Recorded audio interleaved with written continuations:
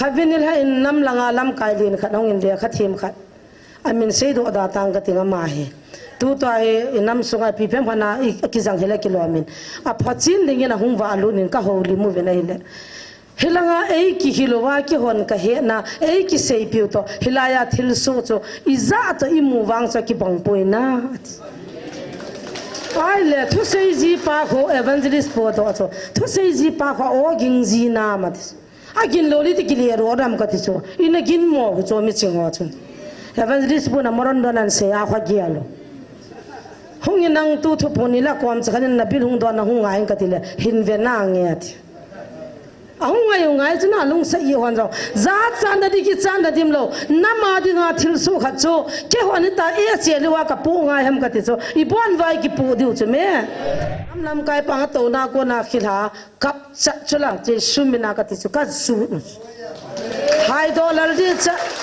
chin khulam gao sei vision sei mai me la ma cho la chu hi ti chun kap chan ti thimi li ve pakai ka gamu kang po pigam kagamu aman sangin ke hin khula tanat nam lam kai di ta he cho chu ka hin na la tan chilaya panin thong do da tange hitin thidan tange ti chula kipil ha cho kanna ma di nga ti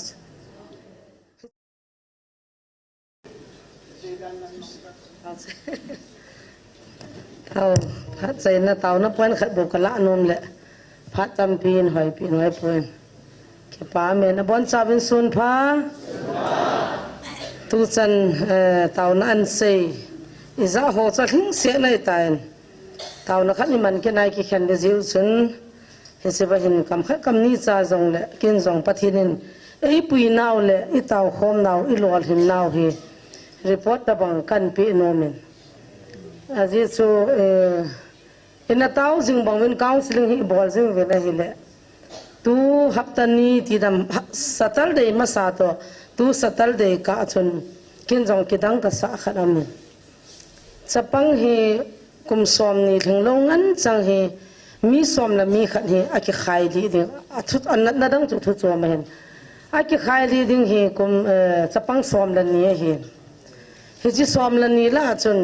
khan hi aki laptop pon mi som cha ki hu do man Hichi iti ka gyal ham kin jong kidang ka samong mongin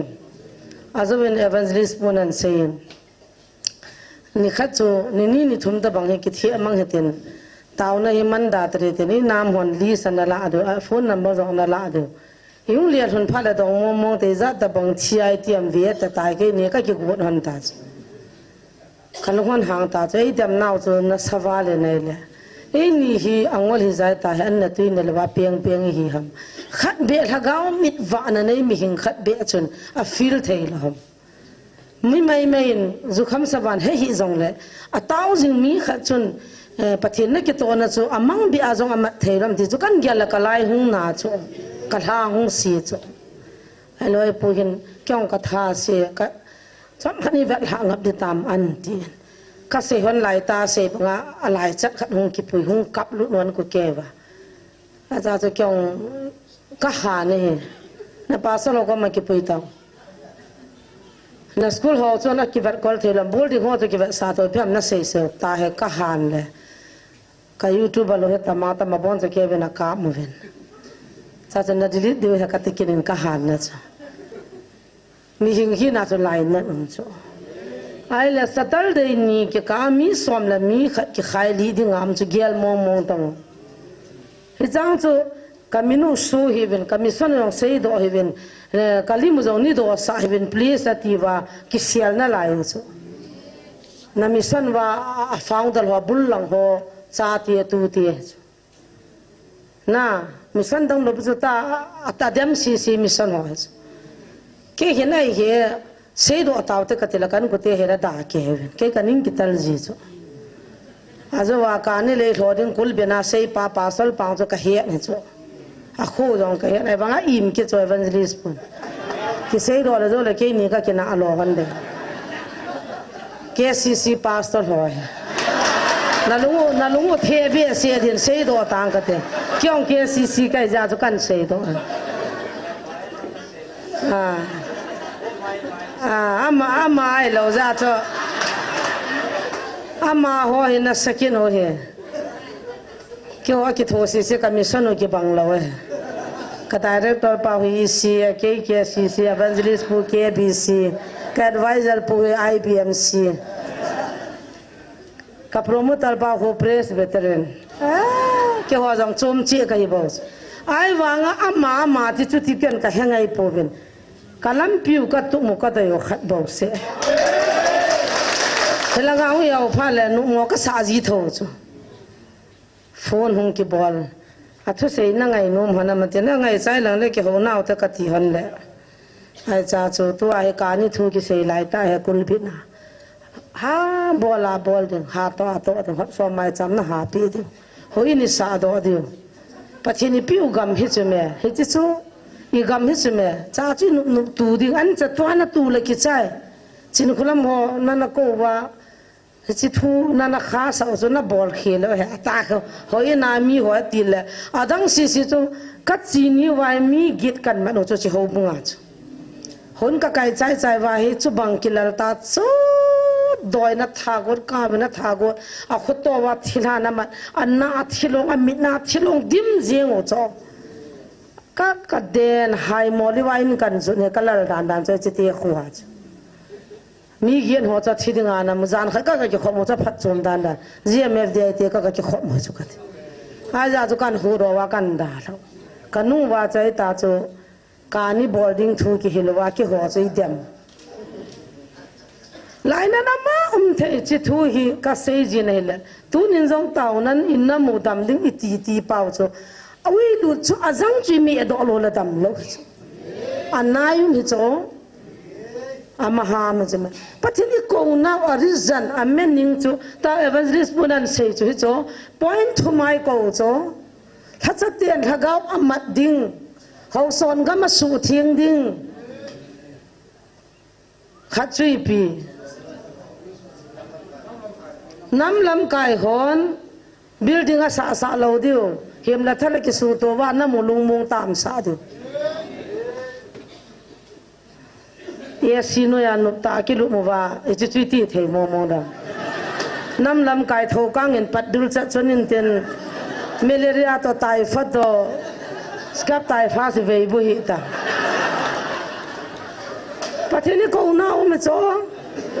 anu sading chi ho yu hi me kyo loi ni a ho ding a lo anu sading a lom na he banga akichim ke ya inna ma dinga imulo an lo na ki tonga tu na he banga ki de mo chu chi sanga chu khung diu e ki pa cha diu na a cha hoi lai bong hoi lai an koi vai ni sa diu zo bo cho an len na lu the han ta pon na tin nang nin chi bi ati diu chu me ai chi ti la ma chi ta hing thei loi ki ho chu mi hinga dinga ha ni khan nin ka ga to nin i dem ho helai ta san lo tu lai hong ki pulun ho cho nui jana da ka sei bo cho ni dam mam te henge o ya pi ni ngai damin pathin min ngai dam ka ki thu me ati min kalunga hangin chianga manin ka taw pi ki ti chu ilungial pa ki se chu sumu ma ki taw lo pu chu tu ni chana sum ki la koi ma ki taw pi lo ki bol lo pu chu ji me dai mona a hung zo sin sumi ja ko ka taw pi din ti ka om le ko man nan bol the yo he hichila ma zan jing kan zong khavin jing ka chon ka tho han nai po noi po le ke hi chapang khani he ten la a taw jing ai le min ji pa khun ai po ya chi hi boi pi lo he nam dan ha di he ati pha chon mai phit lo kam kho lo chon ka boi pi ta nu chin kholam a ha wal tai ka gim wal tai nei taw pi loi na te kum class 3 sim pan he chapang niao chakha na hin boy ina ti ham katila kalung athom hawal tai nei tong khaloi ne ati ai la ka ga taw pin ul chi mina vo in cha chun akidan dan cho hitai se ki lagao vision dan khuni gel ki no na ki sei pha dan khuni gel ven a oya cho appendix pu ki agudana ho ka feel tun hai jaron in lang ultrasound ga bol hantan aji cho awai so an dan le hai lo dan abui dan pa hi appendix pu ki agota kilo ve katila nei hathiam hanin mai cham koi di ong ka nei po ya อาจจะผ่านนะจนเกี่ยวไว้ก็กินไม่ตาวนี่แหละกับเบียร์หัวกับใบบอลเบียร์กับสักขาหัวจะก็ไม่เลยสังแล้วจะกุบเสียก็ไม่ได้สวมนี่เนาะสวมขัดเนาะเจ้านั้นสังแล้วจะกุบจะกับเพียนอัลตราสังก็กับบอลซาเลยอ่ะบอลใจมาสังไงนักกินโนดิวตูตาหน้าดอลเลยเป็นดิสุงจนแคนเซลเอามินจะจะปูเกลบุยได้ตายทีเหตุการณ์กังจะละดิสติลังทุนเลยอ่ะเปียน่าจะอาดิ่งอากงตาเป็นอ่ะมันสังแล้วจะกุบบอกจะกิปูหันเลยฟูนินบอลินตาวนักมันปีนปะเทนินนับปันปีดิ่งฮีอีพิจิลอาร์ตพันหันินกตินตาวนักเห็นจินคนละมินตาวเป็นออเปอเรชั่นใช้ตลาดก็ลุดได้แต่ที่กินก็ตาวเป็นเอาหุ่นปอดจนกวาดเวียงอันผ่าคู่อันเหี้ยคนอันนู้กว่ามานู้จินคนละฟูนินนังกิปาทูเสียเดียที่จะปังเนียวจะขัดจะไอ้จู่เกี่ยวตาวนักมันปีกินหันินตูเห็นอามินอาจิจู่อันนายจนนั้นนัดสิตาจิจนอามาอากิมินดิสติกฮอสพิทอลอามินสังสมสังกุบลุดเดตีวินอาทิตย์สังนั่นจะกุบบอกเสียจากกิปโอหินตาให้กิขันนั่งด้วยพุทธกับเด็กกติหันหินกติเป็นจู่ฮิไลมุนันนักกิตองฮีเจียงอามันเจียงสมมันที่สุนตัวน่ะนุยเนดากิเสียบอกจุ่มอีพ่อเจ้าเสียจิงกาเลยตาวใจก็จะปาลุลุนคุณหางจีเหรออาเฮ็ดทีมเราอีพ่อเจ้าเสียใจนิ่มจอดลิบเกี่ยมาหัวหุ่นเลยขัดเตะสังนี่ขัดเตะสังขัดเตะสังไอ้ตาจีหอบเลยque hom chai do zia ta na kilai poya ma to na na adem dem ben hong phanin chianga man tian ka ta pe ki chu ga ki nui le ki tia ki se hi bo chu ki chong chu evangelist nu ha nu chen wa hoi lai khana thu sei na sei kin ni khat nya chu akili sana hoi thovin chianga man po ben ta o nai ti ben khat ti ben ta ko a sei le le to mi nga lang in phone ki nu chu ai chong hi ka chal hab da nai mo khun be se taหาคนเบสเสียดีเลยนี่จะปะทินนักกิตัวนักทุกิเสียป้าจะอบังกาจำจะละตัวเอวดีแล้วนักกิต้องป้าฮีอีปีหิตามที่ฮีน้ำปินโคลชิลพะในใจกันดิน้ำปินโคลชิลพะในใจกันดิกางปัวพิลังอาน้ำลำไก่โฮมป้าหงนินกะลุงที่มาตาสันโลซาเลตาสันโลดิ้งสากิกัวหงโตก็เหตุจะพาสตอลพาจากจุดที่มานำลำไก่ไปของจุดที่มานั่นหุ่นเลยนุ่มเอกขันก้าวันเสียดิ้งมังงันเสียดิ้งจินคุลมหงเอวดิ้งนั่นแหลมหันดิ้งอัตินพาสตอลปันเหตุจะกังงาเหตุจะโตนั่นจงไงอันบอลจินคุลมจงเอวจัดเล่มมันนี่ตาก็กิกัวเหตุจะดีด่านจุนะน้ำลำไก่ปันจงกับรูปดิ้งอัดดีเลยเลยกิจจะเลยว่าสุมังดิ้งอากิกัวก็เหตุตัวหันนะอ่างหันนะอันนี้หันนะโปะแต่งาตัวหันจินคนละมองเอวตลอดจินคนละมองอิมาจ่าเสียตลอดดองจงอีกดองโลเปล่าเลยดิ้งอาจงอีกจังโลอีมาจ่ามองอีกเหตุสาโลจินคนละจุดใส่ขนาดอามิตาอามูหันนะอภัชินหันพานาจูอาปาสลปังจะตัวนาโกนางขิลตาจูน้ำลำไก่ปังตัวนาโกนาขิลากับจัดจุลาเจสุมินากติจุกัดสูนไฮโดลลดิจะจินคุลำกาวเสียวิจารณ์เสียไม่เมล่มาจุลาจูฮิติจุนกับจันทิทิมิลิเวตปักไก่กากามูกางโปปีกามกากามูอามันสังเงินเกหินโคลตานัดน้ำลำไก่ดีตาให้โจจิจูก็หินนาละตันจิลายาปันินท้องโดดาตังเงฮิตินทิดันตังเงติจุละกิปิลาจูกันนามาดิงาติฮิจิลายตาจะตุนก็จุนว่าหายหายโตโจตลอดกับจันนะไว้พุทธก็จุนนักดินสานักตาปีนประเทศนี้นะโฮปีตาจุละกว่าโฮปีตาคุณละงาหุ่นกิเสียนะโซลาร์ฮอทุเสียจันไงจิมเสียนะจูมันขัดจ้ากิโตปนอดีมองไปกมิตากมวยตายติจุละประเทศนะโฮปีตาจุเลยที่จะว่าจะจีอาอาทุ่มเฮาซาจีจุประเทศนี้ลำเปียโฮเปียเลยมาคงอาทุ่งกุตาเวตัวเห็นโฮปีนหลังน้าตาวนาวบิดที่สกัดความมาทุ่งไตตีปีหันนี่นะติเลยมาคงอาทุ่งว่าเฮลังอาประเทศนั้นดวนบุดเบ็ดฮัดชิดอันการิสุงามินฮิลงพูมินาโตเวียติ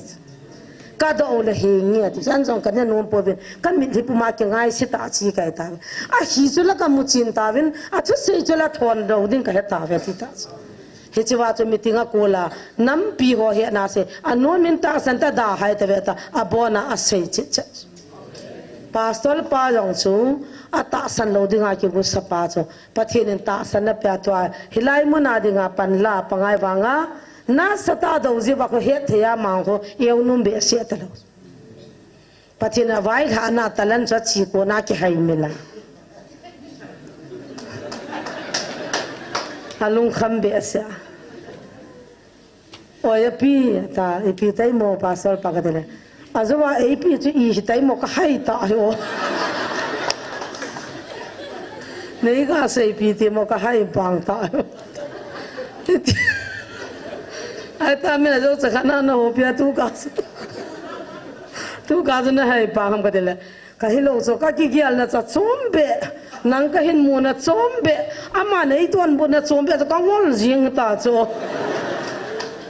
kin zo patata talan choka seipila he ka cho ka ki pa sa me nei mo khong lang thona hai pangkit ai lai ma na hung phachin pangchun pathin gift pe za ina ki pothung lal achwa pasal pana sei pa jo khalbe ma sa ka dina ka sei ho loi che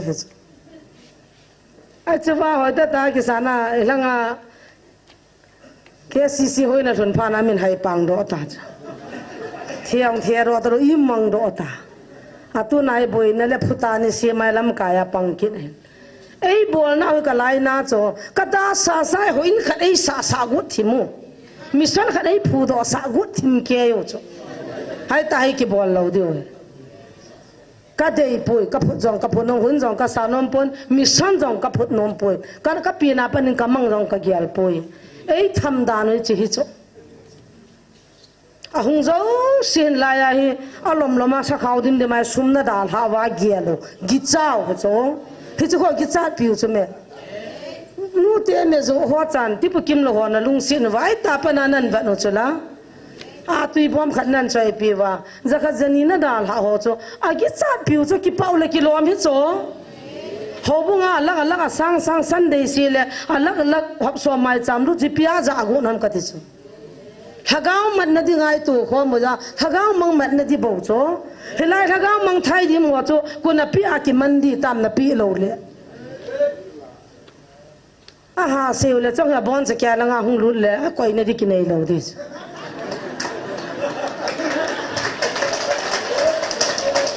kada sa sai sumjong tam pe tai pi gut kin cho an ki phin do te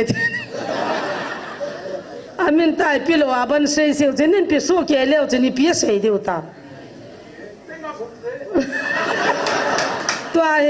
mal som bo na thing se se na hong tha ji mal som kha veung ding o ama ai kha veung ding mo mong to ma hin ke o ding a suma khwal he amen tu mata hafta hama salangang jo mota khaning pi oi mota ne he na usna azar ki se ke la hobunga vatin na koi kit vin ten to to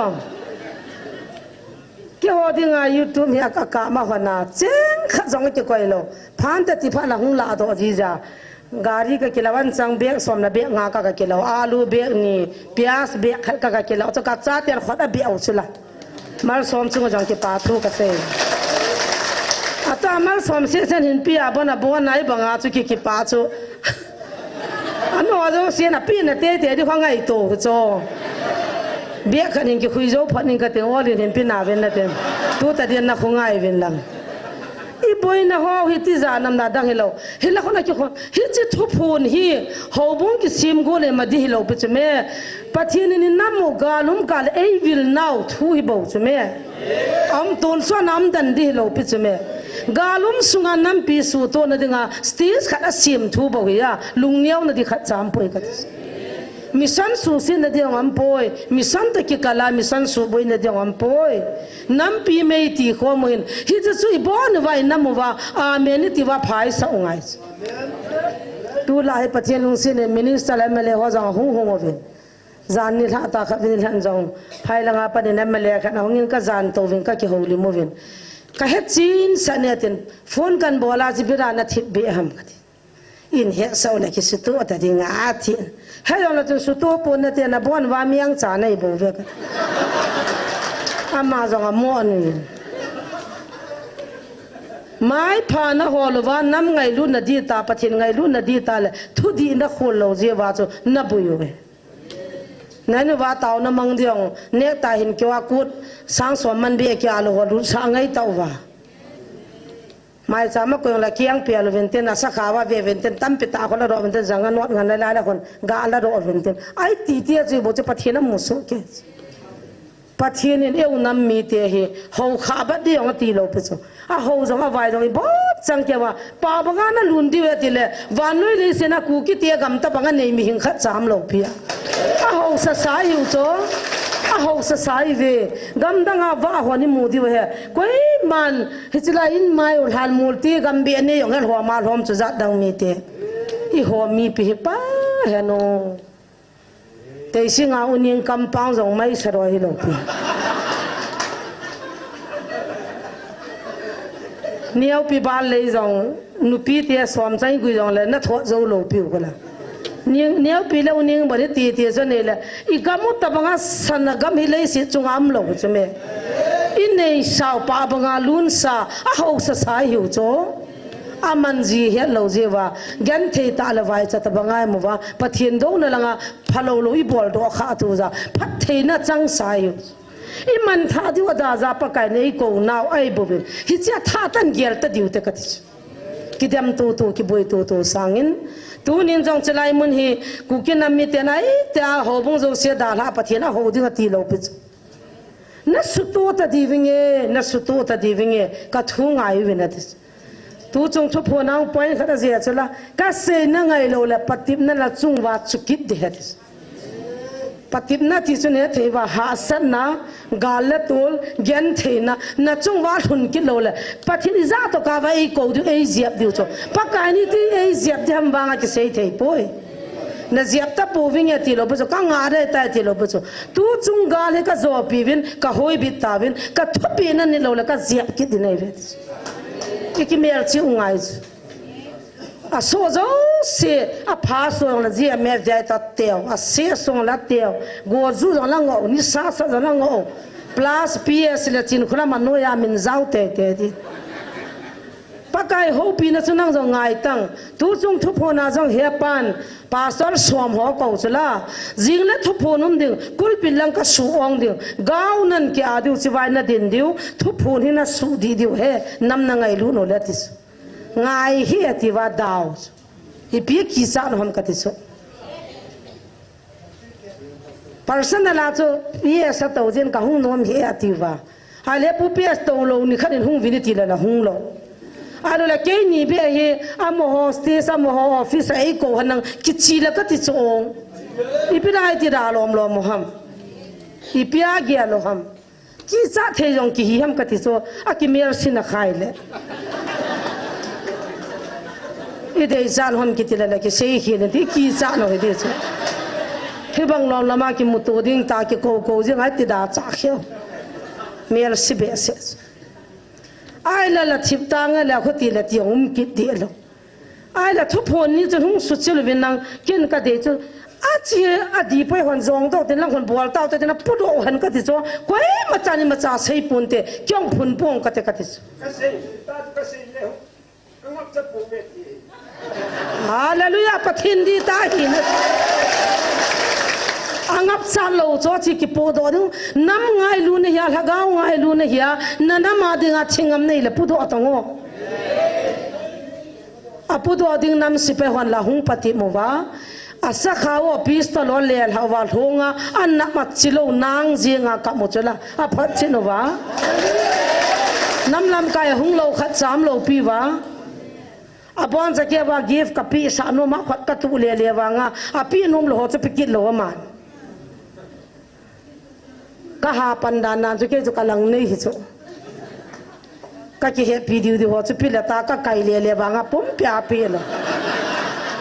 pha sa cha cha cha pi pathin na to ke ti chu tu na hi panglom la ma he pan za ni ta thu pho na cha ko wa hi tan ai lala hetai gichawen amo gichana chipiam tele chin kholam kom ho somai cham lu nin te khatna ani na ho bung hin phut do win te athum na nam na lor hin na ha ku ai lo le pa banga lun na khanum le i ho hi kina lo dai tai to ki chom choma gon wa a ki pi lu go yang sit na lu namadam ding paule iminu zong ki ta dan ki pha dan imin zong ki khiat na kho pui inna mudam ding de ame chule pathin na dei pin kase tu hak ta sunga chapang som la khat ki khai li ding khadi la povin somi hu do ibra nu te hona ki sial ji hom po ke tangun la hin po ke tangun lalam phalasila isi pum pya lien khat ki za kaminu zong akate kan sei do ke tais kaminu zong ma cha yong sei do hi bet atiwa lim kap du chu da kino ka kap saw ma ta ka koyo I so sa lo chu ai le la chi ding kon ting le lai ti lo dang zut na di nei lo po na nu ma cho ke nyong ka lal hon ta cho mi hing kai hon chu me khabi ni jong jing kan na lawan ni huma ka boyo zania chu punglia chu jingan ka ne be man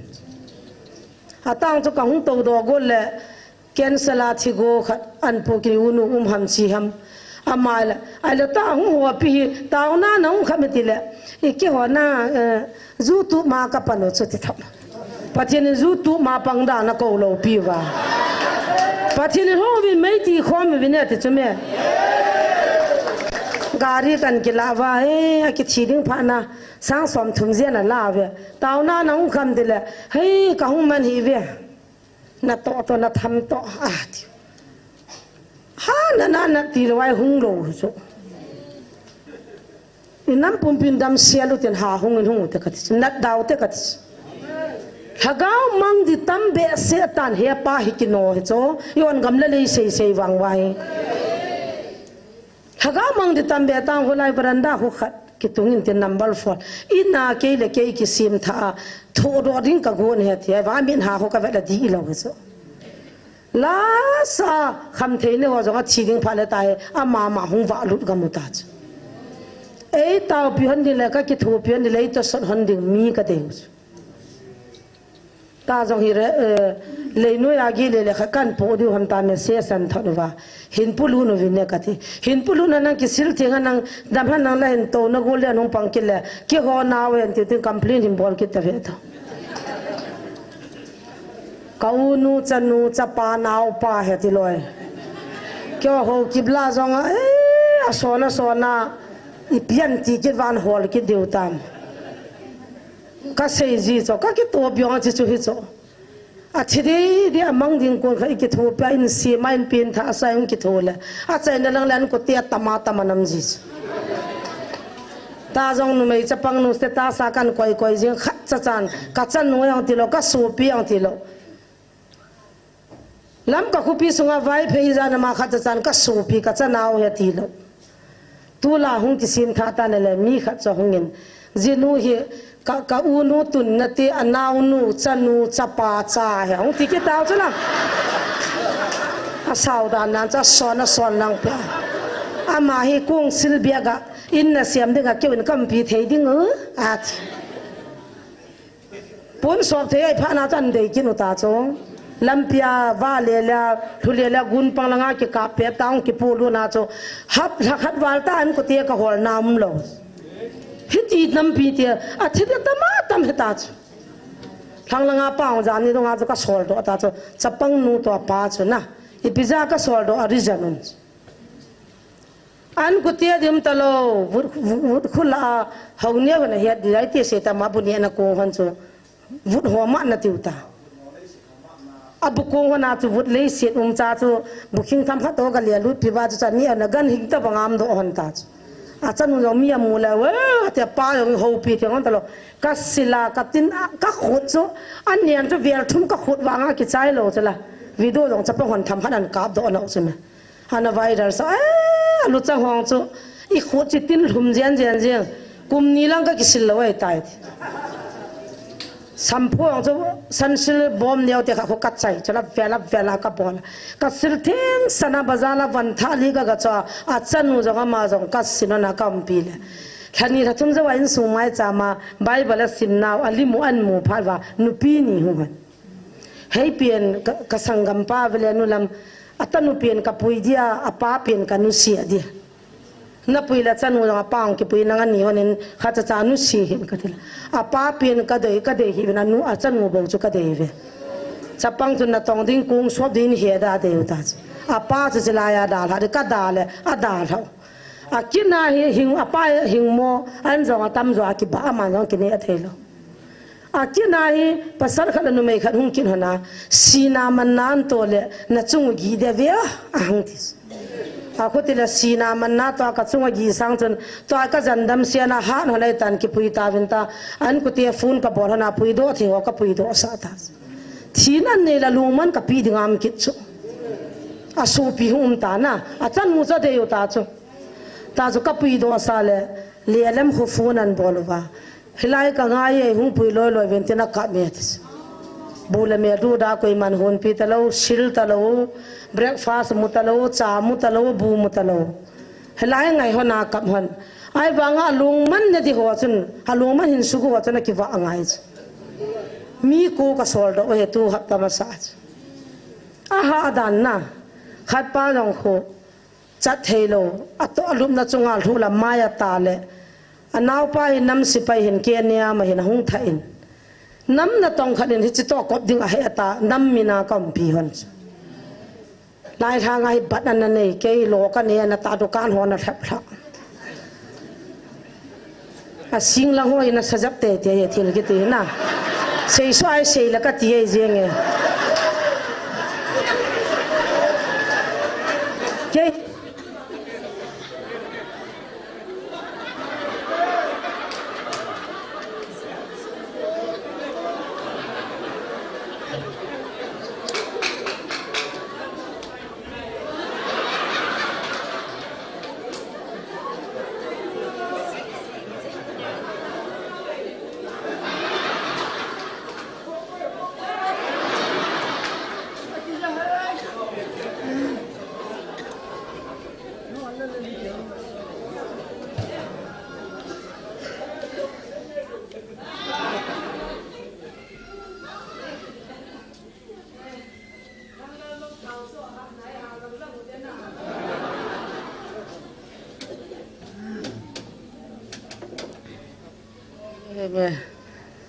itu sih itu lain jangan tua jauh lo dan di biasa,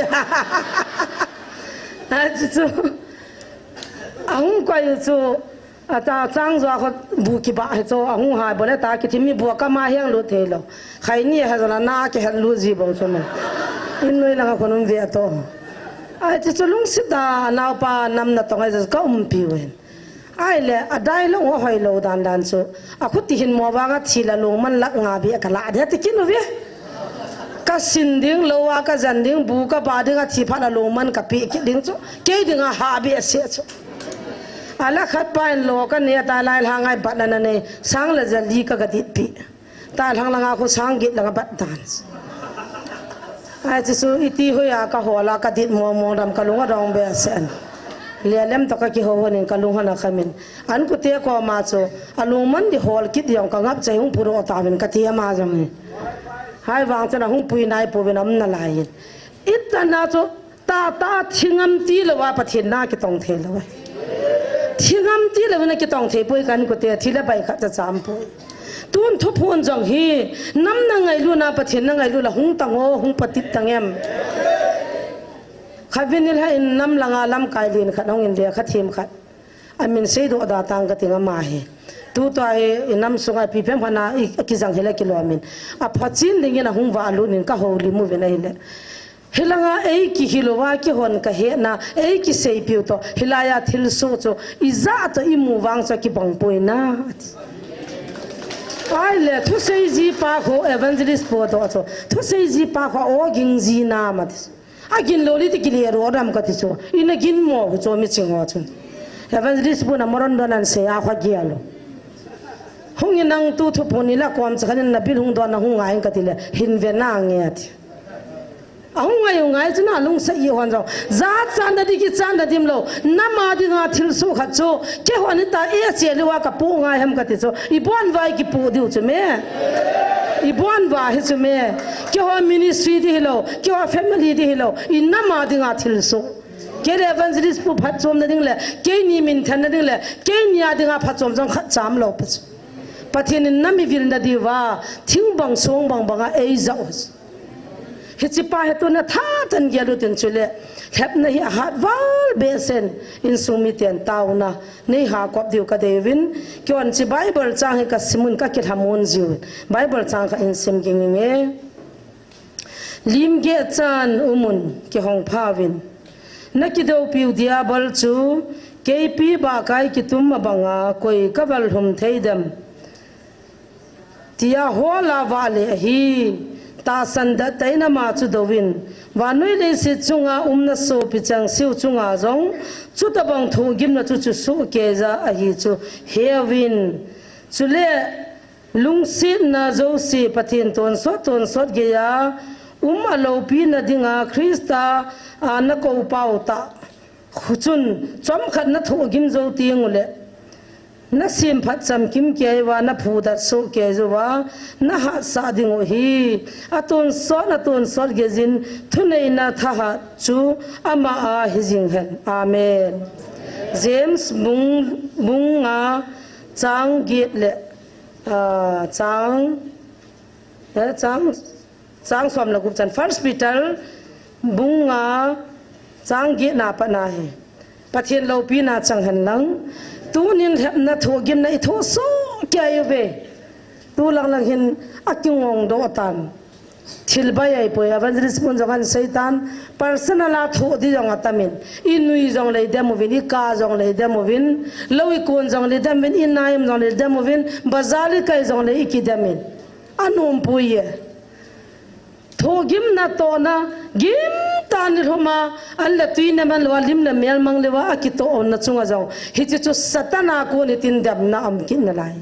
hi jong le tu ni se lo jesu christa phat la ya hingjing nazare jesu ban pathin zamin adem thele e ipira e dem moda lim je sanam nang ki hong pha vine kp ba kai panga koi ka wal hun nam ta wa le he ti cho party sim loy politics bol guloy hilaya taw khoma ta sano ki kajong abi bia ki khui tum guloy ai lo le thu phong pa thu paw le do pa ai lo la ji pa ai lo le nei nu ki ho ki kajong mu chi chom tat lowa ki chol lowa satani na tu hai ye tila mo hi relationum lovin ka koi dem ai lo le baba in sumi tiang chelaya ye tile adal na the chanin muchi ka tulu damta sumla paya panga nei logawa panga muchi tu jong dim se ki hai lo we evangelist pun khwa jong chelaya lunglu ta na to lo na dinga man the chan za the chan ki janga ama to kyong ka ki khan na diwa muchi tu dim se I hai po ve upamang neo jong pathinin o evangelist pa ki thupi ding an puilu na cho amani ki ka jong ye tile ki khan the ya amani ki ka mu chi jar ki tulu dam ta satan mu chi tu we ke ho family a jong an nei puta ki kani pi ka seile hi chia boy thein a mo cha te ti ka chi ka boli pi boy then ta na satan mu chi tu we ai wang kyo an chi bible ka simu wa taw na ka man we lim gya chan ki hong phawin chom khat na tho gim zo te la phatan te tu na krista zala gan thei thu nu te tam pi pa te tam pi zo he pa zo he ama de na ki kap chim po tho gim na la thap nai tho so ke ve lim gya chan ki hong phaw ten ke pi pa kai banga a kyang in holur go satan chu ki din te piute to mol so sa pote ke he thi mote tu lang ke evangelist bu jong ni kha chun ka ki ho honin satan ni chan ge ya muchi atua hitai pe khanai lo la the chawaya alo pi nei ta lo dinga muchi atu wanga hi tu ni he do tan I mu thei tan he chin thei tan ka ti honin ke ni chu ka ki lung se honin ka mil thi hona do he lo ka satan in gam na pi pai na pui mang the he sumla payan zading nunga an zading ai tai ne khalo so pi phungla chang inudi pati hon zading chi chom choma hitlai ministry le pathin na to ne akian na ding le pathin lagaw tu poni su chim na dinga satanin panala hi chaw jong si ke ho se lo non jong na tho we tun jong nu pa ki khen jong am tan ho bunga ki tun jong lungim ta ki no do ding aw ma jong chun phone an bolwin a hung report na hung pevin a ki khen dinga ho bunga ko na no do ding umai tan hi chaw jong sing taw nan ko motin imi mal chim na din ke dong nei taw pevin nu la sam pen ta sa laga wa la sam pen le a ling lal pen le a ha lo pen le a chaw pen ka hin taw na ka ngai chai mi chol bai ka sin na tha na ka ne ya pathin wang bo na ka chana an ani amat na diu jong taw na ka ngai chain adam na diu jong ka ngai chain tun jong am ho choma hi nom ta thang lang ina khum do sa di ka ti wen room ka isa pi na wa ho ai chu council ki por te mo in mai langai no ro le gan the ta ni thuma to ding rup ding ma sam jiu a council la bol lo the le lo in dang lam lo hezi chun cho jong song taw na ka ngai chain evangelist pule ke su na jana ki cholwa thagau gilo ho doila ka ho to ki bun kai hon zan jin ka na sanong doi ka su na lai hone ibra doila ka jong iti dei be ase o itile ta sanu ki chi ding ham ka tis hi ding jong taw hitin chule pathin tha cha hon jong namangai lu na pathin ngai lu no le a phat chinwa lung khana inamo adam gang chalna da panila khom thein ding in taw tin साल ठंगुम लवा नम पी पथेन दम न सोआ इके कालावा party ball group ball मितिल से कि बुंखन कि लंखन बोला अने यगो मंगचा पनला पथेन हचा हो बुंग सुंगा अले वंजल को तम पी हो जाओ इ हो तासन हो के का हो जाओ पथेन सुदी न दिंग इंता होते हेता बंग मुचितु कि तो मोंदरिंग मुचितु आल है लोय क्यांग फांग किलिसा न मिदवे थुजो से आल है लोय हो पथेन इन दम न पिया इके का वाल हगाव में अहि बंगा अकुन जिंग थे न दिन इनम पी वादिंग इन लुंगिल तन चमचा सोलो तावना न नेउतिन फात छै न के माने कतिंग तुनी के खपना अचै न तानते हालेलुया येशु नमिन कथंग बावे ओपा हालेलुया येशु ते सने येशु ते सने हालेलुया नखुनिन गांव के हानो वेपा नमिन कन थंगवा vapour hallelujah in the name of Jesus कनम सुहिया दम न दे पा थगाव मंगदे तंबे सेता सतनिन दोइलकावा अखैली गोला तंबे सेता नलहचा पुलकिन नि कलो दि हमपा कि चोल लबि नगि नै मंगसा